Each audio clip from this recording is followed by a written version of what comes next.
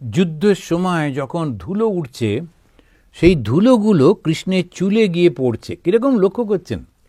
আর সেই চুলটা সেই ধুলোগুলো লেগে চকচক করছে, ঘামেতে মুখটা চকচক করছে, তার মধ্যে ধুলো বসে গেছে। যদিও বর্ম পরা আছে, তবুও কখনো কখনো ভীষ্মের তীর গিয়ে তার গায়ে লাগছে এবং তার ব্যথাও লাগছে। সেগুলো সমস্ত লক্ষ্য করছেন আর ধ্যানের বস্তু করছেন। আমরা যে ধ্যান করি, আমরা কিন্তু কখনোই লীলার ধ্যান করি না।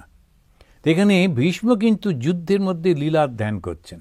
মাম অনুস্মরা যুদ্ধচ, এই বর্ণনাটা পড়লে বোঝা যায় যে আমাকে স্মরণ করতে করতে তুমি সমস্ত কাজটা করো।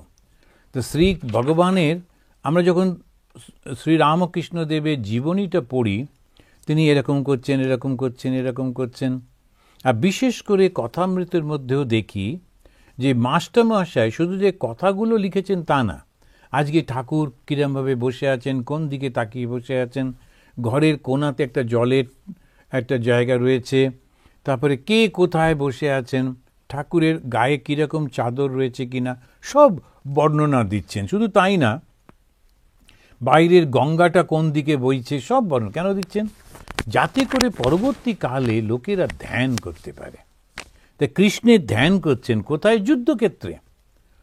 আমরা যদি একটু পাটা মুড়ে বা বসলাম, যদি কোনো রকমে এই পাশের বাড়িতে কে একটা কথা বলছিল, ওই কথাটা ফিস ফিস করে বলছে, আমি স্পষ্ট শুনতে পাচ্ছি না বলে আমার ধ্যানটা হলো না। যদি জোরে জোরে বলতো, কথাগুলো শুনলে একটু শান্তি হতো, আমার সম্পর্কে বলছে না, যাকে যাক। কিন্তু কিন্তু ওই করে আমাদের ধ্যান কিছুতেই হয় না। কেউ না কেউ একটা পাখি এসে কিচকিচ করছে, কিংবা কোথাও একটা যেন ফ্যান চলছে, কত রকমের আমাদের ডিস্টারবেন্সের ব্যাপার আছে। কিন্তু এইখানেতে ভীষ্ম যুদ্ধ করতে করতে ধ্যান করে যাচ্ছেন। কিভাবে ধ্যান করছেন না, ঘোড়াগুলো ছুটছে, তার পায়ে লেগে যে বালিটা উঠছে, সেই বালিটা এসে কৃষ্ণের চুলে পড়ছে, সেই চুলগুলো চকচক করছে, ঘামেতে ওই মুখটা সূর্যের আলো পড়েছে, চকচক করছে, তারপরে ধুলোগুলো পড়েছে, আর কি সুন্দর দেখাচ্ছে কৃষ্ণকে। ওর মধ্যে উনি ওই সৌন্দর্যটা খুঁজছেন। সখা অর্জুনের কথা শুনে যখন তিনি রথটাকে দুটো শত্রুর মধ্যে রাখলেন, তিনি নিজের দৃষ্টি দিয়ে শত্রুপক্ষের সমস্ত প্রাণ হরণ করে নিলেন। যখন তিনি অর্জুনকে পরিচয় করিয়ে দিচ্ছেন, ওই দেখো ভীষ্ম, ওই দেখো জয়দ্রথ, ওই দেখো অমুক, আসলে তাদের প্রাণগুলো কৃষ্ণ নিয়ে নিচ্ছেন যাতে পরবর্তীকালে অর্জুন ওদেরকে মেরে ফেলতে পারে। সেই জন্যেই অর্জুন যখন বলছেন আমি যুদ্ধ করব না, কৃষ্ণ বললেন আমার এটা সময় হয়ে গিয়েছে, তুমি ওদেরকে মারবে না বলছো, কিন্তু মারা তো হয়েই গিয়েছে, ওরা এখন পুতুলের মতো রয়েছে, শুধু তুমি অস্ত্র ওঠাও আর মারো, তাতে তোমার বীরত্বের একটা বিরাট প্রকাশ হবে। তো আমি আসলে ওদেরকে মেরেই রেখেছি। ময়ই বইতে নিহতা পূর্বমেব নিমিত্ত মাত্রম, শুধু নিমিত্ত হও, ভাব সভ্যসাচী। জানেন, এটা সবার ক্ষেত্রে, শুধু অর্জুন না। আমরা যখন মনে করি যে আমরা একটা কাজ করেছি, আসলে এই কাজটা কিন্তু আগে থেকে সব হয়ে রয়েছে, আমার মাধ্যমে ভগবান শুধু করালেন। বিশেষ করে এই যে কাজগুলো হয়, স্বামী বিবেকানন্দ এই দেশে এলেন, এসে তিনি ওই গিয়ে বক্তৃতা করলেন, সমস্ত লোক একবারে ধন্য ধন্য করলো, ইত্যাদি ইত্যাদি হলো। এখানকার এক প্রফেসর হার্ভার্ডে, তিনি একটা চিঠি লিখে দিয়েছিলেন জন রাইট, সেই চিঠিটা উনি হারিয়ে ফেললেন। সবাই বললো ও হো হো, হারিয়ে ফেললেন। কিন্তু ঠাকুরই চাইছিলেন না যে জন রাইটের চিঠি নিয়ে উনি কী করবেন। তাহলে সারা জীবন লোকে বলবে হিন্দু ধর্ম প্রচারিত হয়েছে জন রাইটের জন্য, জন রাইট বলেছিলেন বলে উনি করলেন। সেই জন্য উনি চাইলেনই না, এই জন্য হারিয়ে গেল। কিন্তু তারপর ভগবান তার শক্তিটা দেখাচ্ছেন। ওই রাস্তাতে বসে আছেন, তখন মিসেস হেল এসে নিয়ে যাচ্ছেন, তারপরে তাকে নিয়ে যাচ্ছে, 5 মিনিট সময় পেলেন, তার মধ্যে তিনি যেই উঠে দাঁড়িয়ে কিছু বললেন, ভিনি ভিডি ভিসি এলেন, দেখলেন, জয় করলেন। দেখেন এইটা কি তাঁর শক্তিতে হয়? তাই স্বামীজি বলছেন, যিনি ধুলো থেকে শত বিবেকানন্দ তৈরি করতে পারেন, তার নামে জয়ধ্বনি দাও। তা ভগবানের যে প্রচণ্ড শক্তি, সেইটি ভীষ্ম উপলব্ধি করতে পারছেন। তো তিনি দেখছেন যে যেন পরিচয় করিয়ে দিচ্ছেন, অর্জুনও মনে করছেন পরিচয় করাচ্ছে, কিন্তু আসলে তিনি প্রাণগুলো হরণ করে নিচ্ছেন, বলছেন এই কৃষ্ণেতে আমার মতি হোক। তারপরেই বলছেন ব্যবহৃত প্রীতনা মুখম নিরীক্ষ স্বজনবধাদি মুখস্য দোষ বুদ্ধ্যা, যে দূরে প্রীতনা নামক সেনাবাহিনীর অগ্রভাগে অবস্থিত যে ভীষ্ম এই প্রভৃতিকে দেখে অর্জুন যখন মায়াবশত স্বজনবধ থেকে প্রতিনিবৃত্ত হলেন। যেই ভীষ্মকে দেখলেন ঠাকুরদা না, সুতরাং ঠাকুরদার সঙ্গে নাতিদের কি অদ্ভুত সুন্দর রিলেশন থাকে। বাবা মা বকাবকি করে বলে ছেলেমেয়েরা একটুখানি অতটা কাছে যেতে পারে না, কিন্তু ঠাকুরদা ঠাকুমা যেহেতু ভালোবাসেন তো খুব ওদের কাছে, যার বাচ্চারা সবসময় ঠাকুরদা ঠাকুমাকে খুব পছন্দ করে। সেই ঠাকুরদা তিনি যুদ্ধে দাঁড়িয়ে আছেন, ওকে আমাকে মারতে হবে, খুব স্বাভাবিকভাবে অর্জুন ভেঙে পড়ছেন। যখন অর্জুন ভেঙে পড়ছেন তখন তার মনে দুর্বলতা দূর করে সেই ভগবান তাকে উৎসাহ দিচ্ছেন, না না তুমি যুদ্ধ করো। আর ভীষ্ম সেটা অনুভব করছেন, আর তার মনটা আনন্দে পরিপূর্ণ হচ্ছে যে আমি আমার শ্রী ভগবানের হাতেই মৃত্যুবরণ করব। তিনি ওই ভগবানের প্রত্যেকটা কর্ম তিনি লক্ষ্য করছেন আর ধ্যানের বিষয়বস্তু করছেন। প্রত্যেকটি কর্মকে তিনি ধ্যান, সেজন্য ঠাকুর শ্রীরামকৃষ্ণের বললেন নাম আর গুণকীর্তন করতে হয়। শুধু নাম করে যাচ্ছি শ্রীরাম শ্রীরাম, এই আলুটার দাম কত শিগগির করে বল, আমার বাড়িতে দেরি যাচ্ছে, বলে আবার শ্রীরাম শ্রীরাম করে। এখন ওই তখন যখন ধ্যান মানে আলু হয়ে গেল, কিন্তু আলু কিনতে গিয়ে আলুও করছি ধ্যানও করছি, ওটাতে হবে না। আলুর যে বিক্রি করছে যদি তার মধ্যেও সেই ভগবানকে দেখি যে তিনি আমার জন্যে যেন খাবারটা নিয়ে বসে আছেন, তো তখন হবে। সেই জন্যে বলছেন যে প্রত্যেকটি জিনিসের মধ্যে দেখো, আর আমাকে প্রত্যেকের মধ্যে, প্রত্যেককে আমার মধ্যে।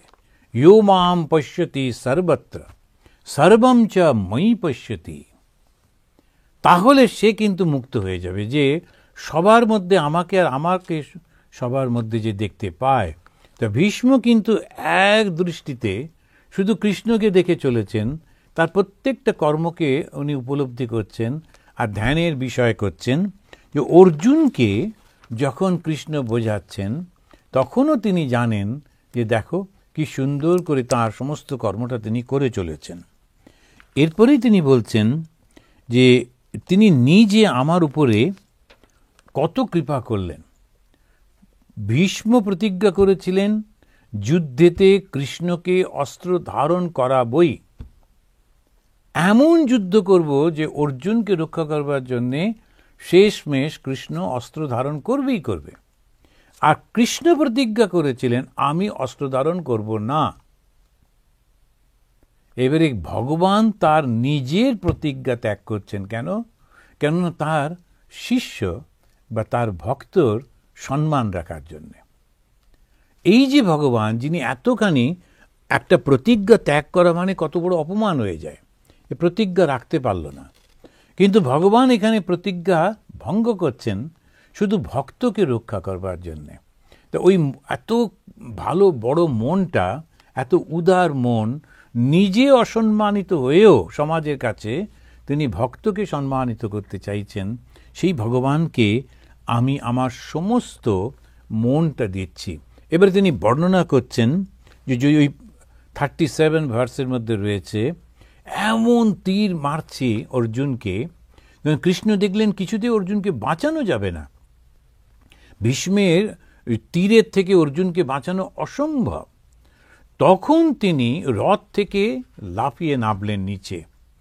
পড়ে থাকা একটা রথের চাকা, যুদ্ধের মধ্যে ভাঙা রথের চাকা, সেইটা তুলে নিয়ে যখন ভীষ্মের দিকে ছুটে যাচ্ছেন তখন তার গায়ে থেকে চাদরটা খুলে পড়ে গেছে।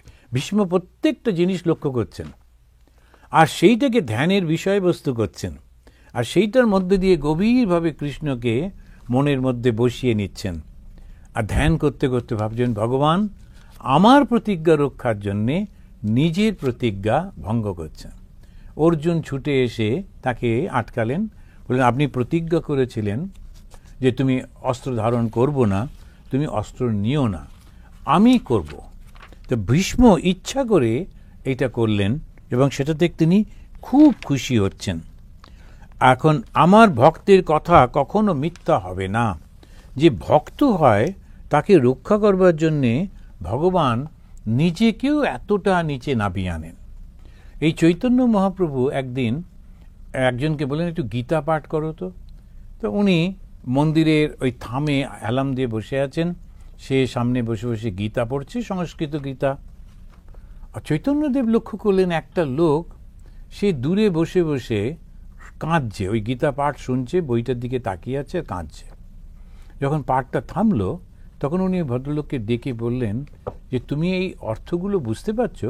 বললো, আমি সংস্কৃত কিছু বুঝি না। তাহলে তুমি ও গীতা পড়ছিল, তুমি কাঁদছিলে কেন?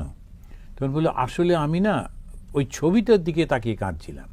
গীতার একেবারে ওপরে কভারে যে ছবিটা রয়েছে, ভগবান স্বয়ং তিনি রথ চালাচ্ছেন অর্জুনের জন্যে। ভগবানের কি করুণা দেখো, রথ চালানো নিচু জাতের কাজ।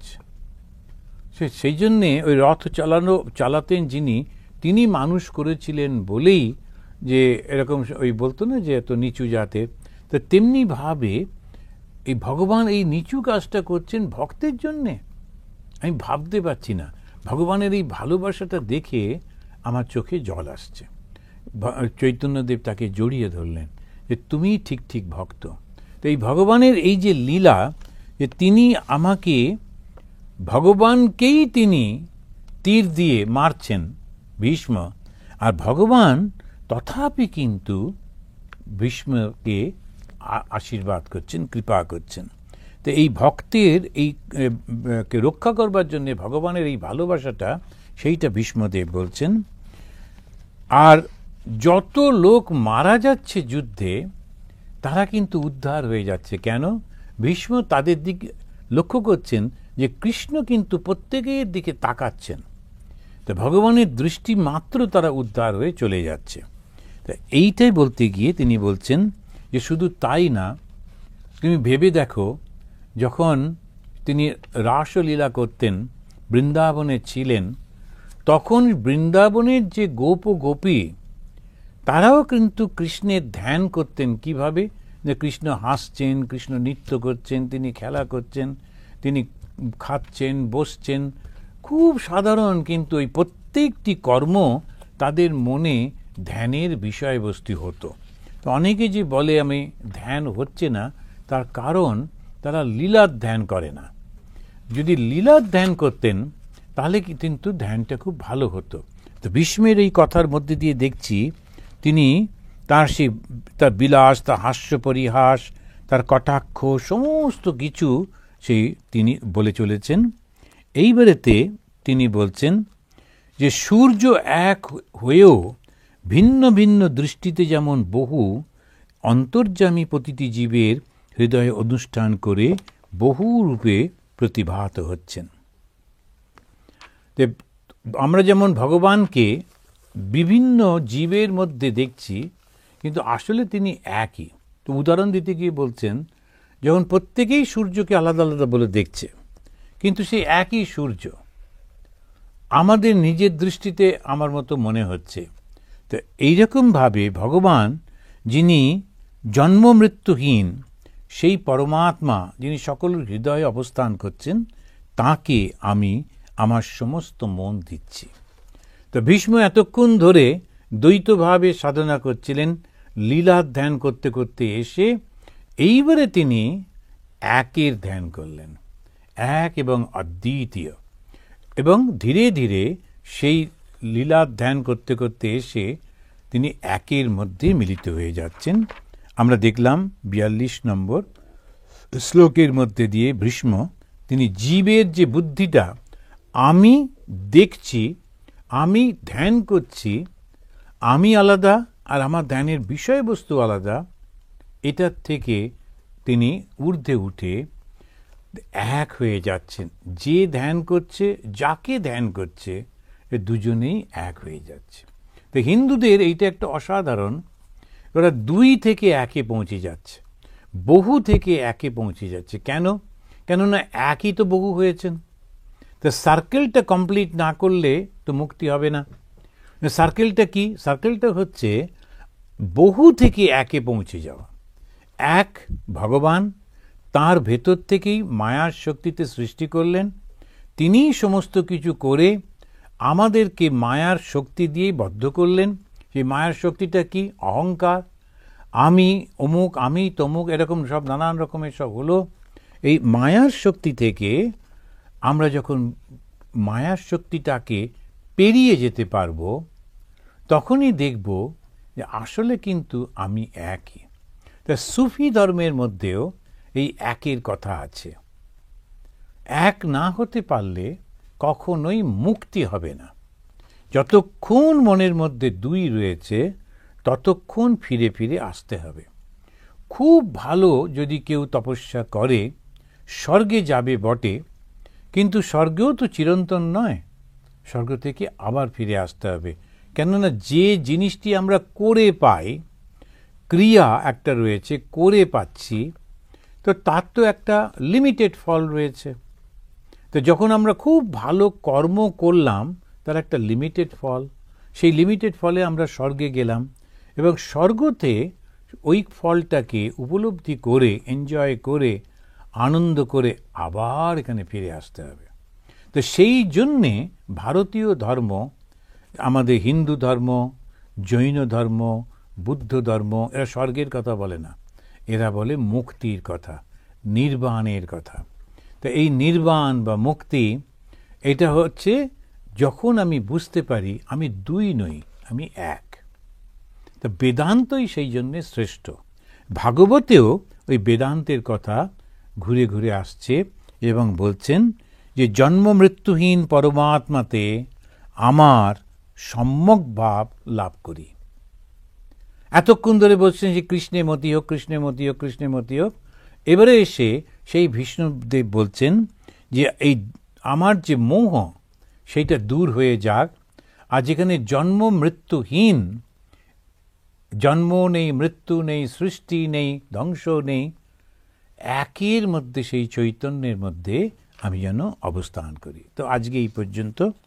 তারপরে সেই সুত তিনি আবার বর্ণনা করছেন কেমন করে সমস্ত কিছু হচ্ছে। কাজে তাহলে এখানে শেষ করি। আসুন 3 বার আমরা শান্তি বলবো, বলে শেষ করব। ওম শান্তি শান্তি শান্তি। হরি ওম তৎসৎ।